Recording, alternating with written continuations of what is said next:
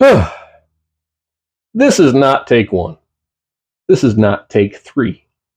This is not take five. We've been at this for a minute. Took a minute to get it rolling. Hey there, folks. How you doing today? Welcome back to the channel. Please bear with the background racket that's going on out there. There's life happening right outside these walls. Let's not let it distract from the fun that we have in store for you. Before I go any further, look back here on the wall behind me. Do you see that cool flag? That was sent to us by a viewer of the channel. A guy from Georgia, goes by the screen name BR Gator. I'm not going to give his real name on here because I didn't ask him first. But anyway, brother, thank you for that. Thank you for showing support to the channel. It makes it a little easier for us to get on here and do the things that we do. You probably noticed that I've got several weapons out here on the wall, 10 of them to be exact. Why are there 10 guns out on the table? Well, if you read through the title of the video, you probably already know that all of these are Ruger firearms. This year, 2024, marks the 75th anniversary of Ruger. I got to thinking about it. I said, I've got several Rugers. Let me do a top 5 video for the unfiltered fans only content. Now, real quick, if you're not familiar with what our unfiltered fans only content is, it's something that I do for the folks that watch all the stuff that we put on here and send us flags. And I don't put all of the end editing into this that I normally do. So it's more kind of like, in my mind, it's a conversation between me and you. So hopefully you'll enjoy it. If you haven't seen one of these before, feel free to stick around. The regulars, y'all know what to do. All right, so yeah, I've got 10 Ruger firearms out here on the table. They all belong to me, or at least here at the farm. I was going to do a top 5 video, but I said, well, I've got 10 of them. Let me put 10 of them out here on the table. We'll talk about all 10, and I'll start with the ones that aren't my favorites, and we'll gravitate towards the ones that are, and we'll try to real quick get it down to a top 5 and then probably a top 3. And then I'm going to see if I can get it down to a top 1, a number 1, my favorite pick on here. That's going to be hard for me because I really like a lot of these firearms. There are, however, a couple of them that I really I'm not in love with. And we're going to start off with those. So I'm going to try to wrap this up now and get going with it. I know I was rambling quite a bit there, but from now on, I'll try to keep it down to about a minute a piece or so.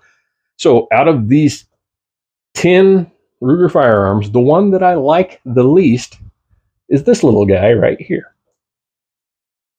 Now, for those of you that don't know, this is a Ruger LCR. This one is in 38 Special plus P.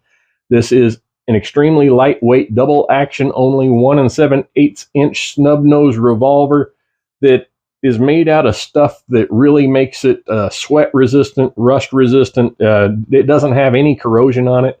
I bought this many years ago when I was in a lot better shape than I'm in now because I used to like to run long distance and I like to do it with a firearm. So I bought this one because it only weighs about 12 ounces empty and it was easy to carry while I was out running. Now, with all the years that I carried this against my sweaty body, I was looking it over and it just really doesn't have any corrosion on it at all. It has held up extremely well. So why don't I like it? Well, that is simple. It sucks to shoot. This thing is painful to shoot. If you look back here, you'll notice that it has a set of Hogue Tamer grips. I don't know what they do because they damn sure don't stop it from beating your hand up. You can get about 3, maybe 4 cylinders full of shells through this thing before you just really don't want to shoot it anymore.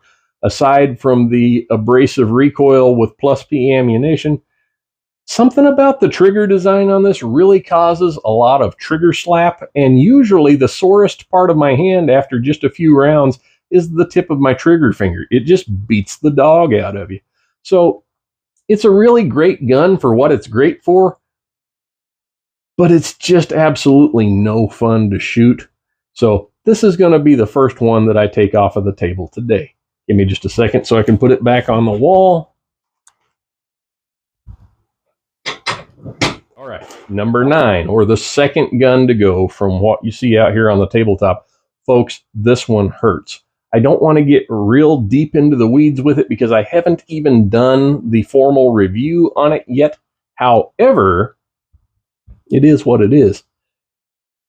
This gun right here, if you can see it behind all of the others, this is an M77 Hawkeye guide gun in 30-06. It has the matte stainless finish on it with the Green Mountain laminate stock. It's got a factory muzzle brake, factory express dangerous game sights. It has a Leupold VX3 HD scope sitting on top of it. I really thought I was going to love this gun. Long story short, for the money involved in this thing, it could be so much better. And I'm not going to get real deep into it, but there's issues with the finish, there's issues with accuracy, and just not crazy about it. So that one's going to go next. If you want to know the full story, the reason why this one is coming off the table, I'm going to be doing a review video on it within the next week or so, so stay tuned for that. Okay, so moving on down the list, number 8 on my list. Let's see. I'm going to have to go with this one. This, folks, is the Ruger Wrangler 22 caliber revolver. Now, what is it that I don't like about this one? Well, it's a nice gun. It's a fun gun. It does more or less what it's supposed to. It just really lacks the fit and finish that you would expect on a Ruger firearm. Now, these are a budget level. I think they're MSRP somewhere around $200, $229, something like that. It's got a alloy frame with a Cerakote finish, and that kind of makes it all look uniform, you know, between the steel and the aluminum parts. These are now available in a Super Wrangler, so they now have them in 22 mag. A couple of things about it that are kind of nice. If you open the little door here, you'll see that you can index the pawl without having to put it at some kind of half-cock position. And it also has a reversible pawl, so if you pass the hole, you can just back up to it. So that's really kind of nice. Issues that I've had with this one, it's not the most accurate for what it is. I mean, there's certain things you can do to try to adjust the accuracy with these cowboy-style sights. You know, you can kind of drift the bead over a little bit or whatever once you find an ammunition that you really like. But all in all, it's just underwhelming with the accuracy. And throughout the operation of it, it's just a little glitchy. It has a few hang-ups when you're working through the cylinder. It has gotten better with use, but it's just not great, especially when you consider that for the same money, you can get an H&R Rough Rider that, in my opinion, is just a better pistol. So, enough about that one. This one was number 8 on our list. Okay, number 7. Let's see here. I'm going to have to go up here with my Ruger Security 6. Now, this particular one I've had for years. I bought this a long time ago. An old man friend of mine had a Ruger Security 6, and so I bought one so I could be like him. It's not the most pleasant thing to shoot, and it's really kind of big and heavy and clunky for what it is. With the little 3-inch barrel on it, you don't get full benefit out of shooting full power 357 Magnums through it. With 38s, it's okay, but again, just it's big, it's heavy, the finish on it is prone to rust and corrosion, and in all the years that I've had it, I've found myself using it less and less as I go along. So, I really don't have anything else bad to say about it other than for what it is, it's not really anything great. A few moments later. Sorry about that, folks. I had to stop what I was doing. I noticed the little green light was flashing over there, indicating this little green light had gone off. So I had to switch microphones. So hopefully that didn't happen too far back in that last segment, but it is what it is. This is unfiltered fans-only content. We're not going to do any more redos than we already have. So with all that being said, number 6, if you missed it, was that little short-barreled Security 6 back there. Just really not a practical firearm, especially by today's standards. That's kind of why that one went away. I still like it, and I'm not going to get rid of it. I'm not going to get rid of any of these except for maybe one of them, and we'll talk about that more in a different video. But I'm down to the top 6 now. I've got to whittle them away. There's just got to be reason why these have to go down a little bit more here. And as much as it pains me to do it, number 6 on my list is going to be this one. For those of you that are familiar with it, you know what it is. For those that aren't, this is our Minute of Woodchuck Mini 14. It came from a guy who I met through a guy that I work with. At the time that I acquired it, I didn't really know him. Now we're good buddies. It blossomed into a bromance, so it pains me greatly to take this one off the table as not being one of the top 5. The main reason this one doesn't get to stay on the table is because it's not my favorite Mini 14. While there's absolutely nothing wrong with it, it's light, it's handy, it's taken out a few woodchucks. If you notice here on the back, it has the Texite replacement for the little flimsy flip up and down disc that came on it. When I did that, and I did the video for it, which I'll put the thumbnail up there and the link down below, there was a few folks lost their minds about that. They didn't like that little Chinesium sight going on there. It's actually a pretty good sight, and I don't regret putting it on there. That being said, as much as I like the Minute of Woodchuck Mini 14, it's coming off of the table next. So that leaves us with just 5. So I guess you could say this is the top 5. Wow. I wouldn't have known this was the top 5 until here just very recently. With that being said, number 5 coming off the table, as much as it pains me to do it. Number 5 on my list is my brand new, just got this, Ruger American Gen 2 in 243 Winchester. Why did I go with a 243? Because I wanted something that I could take the spacer out of the stock, size it down, and put behind a youth for an upcoming deer hunt. I also wanted something that could work for varmints, so I went with the 243 over the 6.5 Creedmoor because I don't wear crocheted pants or have a man bun. Yes, Sean, that was aimed at you. This particular rifle has a brand spanking new Vortex Viper 6.5 by 20 by 44 scope on it. It's got the bullet drop compensating reticle. I took it out to the range today. There was only one kind of ammunition that this gun didn't like. This is a shooter, folks. It just didn't shoot bad groups at all. A little bit noisy because of the muzzle brake, but you know what? Felt recoil was almost non-existent. Can't say enough about it. Not to mention, for the price involved, folks, this gun has the Cerakote finish that's going to protect it from corroding up like that Ruger Hawkeye that I had out on the table earlier. So far, so good. This one is going to be a classic with me. I love it already. The reason it's coming off the table now is because the rest of these that are out here just mean so much to me. Number 4 on the table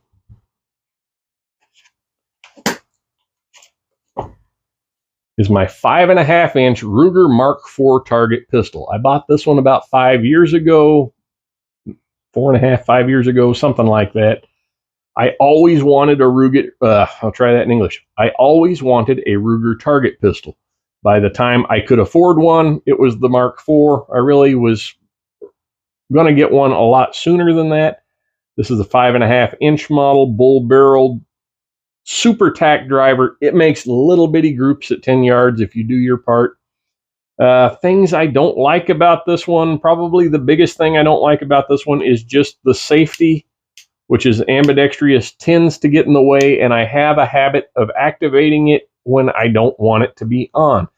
It's not a big deal because this is a target gun, a plinking gun, a fun gun, so it's not a deal breaker. The other thing about this one that I really don't like is that it has a magazine disconnect on it. So if the magazine is not in place, the pistol will not shoot. Considering the fact that I use it with young people, with youth shooters, I'm okay with the fact that it has a manual safety, and I'm okay with the fact that the magazine disconnect is there, but I really don't care for those features. It's number 4. It's coming off the table because, as you've probably already figured out, the 3 that are left on the table mean more to me than this one.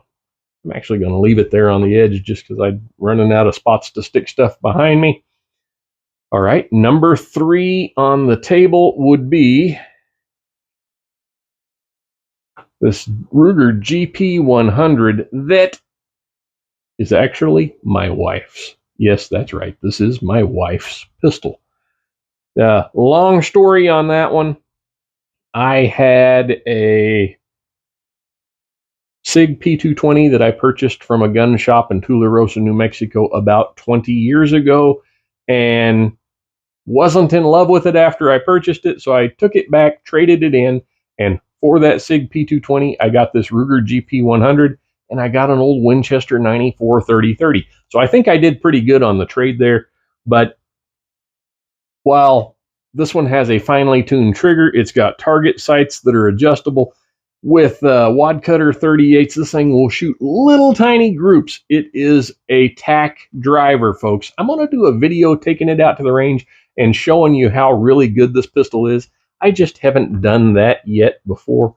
But again, as you can see here, we're down to the top 3, with the GP100 being number 3. Number 2 on the list would be this one, which is my Ruger 1022 rifle, not to be confused with the carbine. It has the actual rifle length stock on it, a little bit longer barrel, a little bit more man-sized than the Ruger 1022 carbine.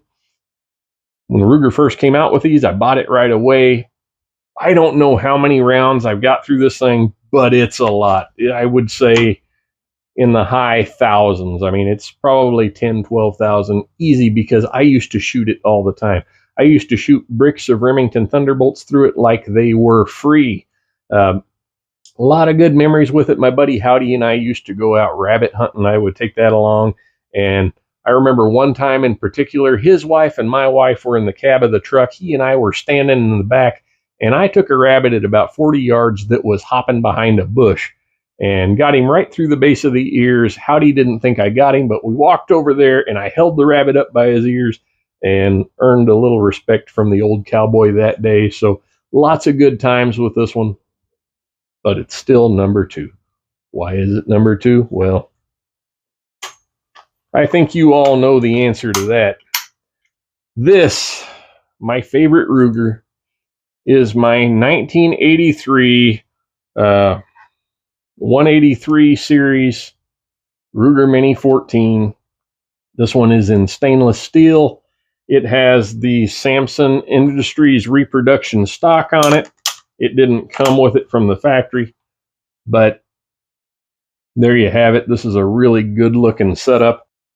That is an original 1984, 1985-ish El Paso Weaver K4 scope on this gun.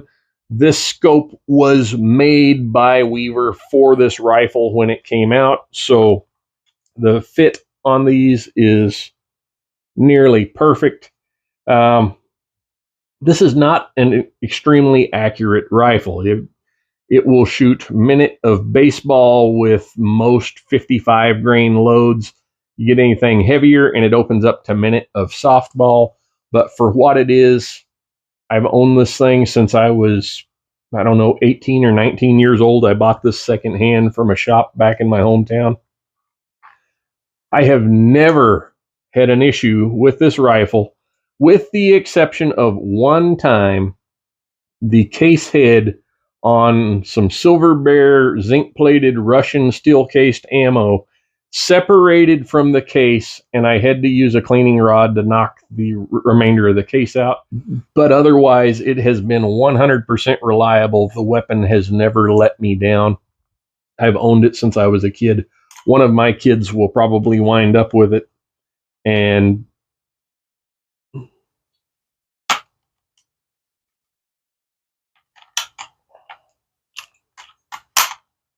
for the sake of nostalgia, I'll never get rid of it, and it will remain for the rest of my life probably my favorite Ruger, just because of the history that I have with it. So I hope you enjoyed this video series on my favorite Rugers. I'd like to know down below what your favorite Ruger is. Let me know in the comment section what you think. Let me know if there's any one of these that you want to see a range video on. With that in mind, the American Gen 2 and the Hawkeye, I've had them both out at the range very recently, and those videos are coming up, folks. This one, the Gen 2, that one is on the short list of becoming one of my favorite firearms. It is a fantastic rifle, so stay tuned for the video on that one. Until next time, let me know down below what you think. Take care, and God bless.